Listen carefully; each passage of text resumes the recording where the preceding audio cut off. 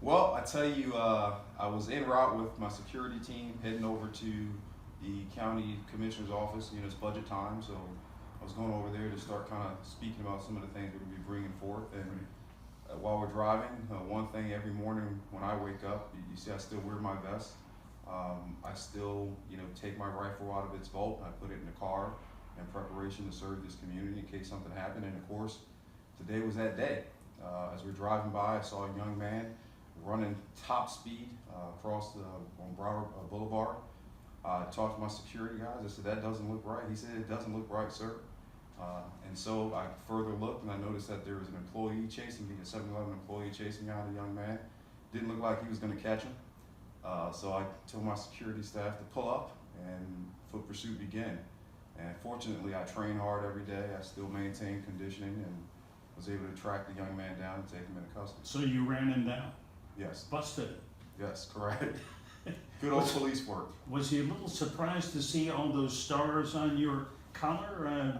I think he was surprised in general that somebody was behind him that he didn't know was chasing him. Once I caught up to him and I took him down and we placed him in handcuffs and start talking to him, I could see the register like, wait a minute, I've seen this guy before. And then we joked a little bit. I said, "Hey, you just made part of history. I'm probably the first sheriff to be involved in a foot pursuit in probably decades." And then he goes, "Oh, you're the sheriff."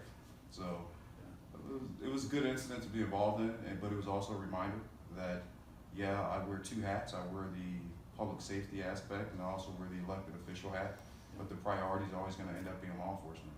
You never stopped being a cop. Never, never. And it's a good example to set for your folks, for the deputies that are running me. If I'm going to require them to wear their vests, if I'm going to require them to be proactive in the community and to serve and constantly put themselves out on the line, then why should it be any different for me? Well, you told me about this the other night. I thought, well, that's a great story, and I loved it where you wrote "Cop first." That's right. Cop first. Absolutely. And that's got to maintain the mindset for me.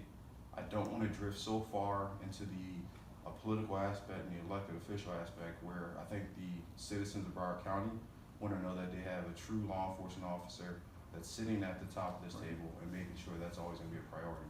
And what was this young man accused of, arrested for? It ended up being retail theft. Looked like he stole some items from shoplifting, basically.